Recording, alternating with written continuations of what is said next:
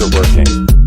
And the drugs are working. I took the drugs and the drugs are working. Took the drugs. I'm an obstetrics doctor and I've given birth 3 times. The first time I didn't have time for an epidural. The second time I had an epidural that worked perfectly. And the third time I had an epidural, but it just never really got working properly. But let's talk about why might an epidural not work. Well, the first main reason is timing. So when you have an epidural, it's placed into this space around your spinal cord and you get a dose of local anesthetic. You can keep giving further doses of the anesthetic to build it up in your system so that you don't feel any pain at all from the contractions. If you want to feel more, you can have less of the doses. But ultimately, if you are earlier on in your labor, when you have the epidural inserted, you can have more of those doses. It has time to kick in, it has time to work. Whereas if you're late in your labor, your contractions are really intense, they're really, really strong. And actually things might be progressing too quickly and you don't get enough time to let that anesthetic build up in your system. The other main reason, sometimes they don't work if they're not placed into quite the right space. There is an art to inserting epidurals, that's why anaesthetists do it, not us obstetricians. However, sometimes it might be placed, it might seem like it was in the right space, but actually it just never really got effective, and it's not a problem. Usually the anaesthetist can come back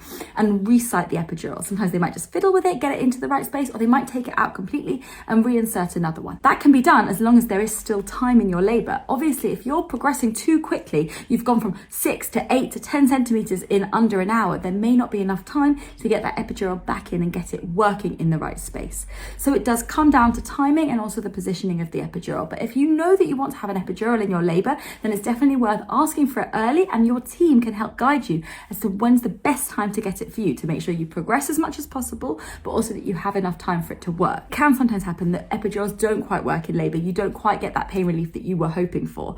Let me know your experiences below.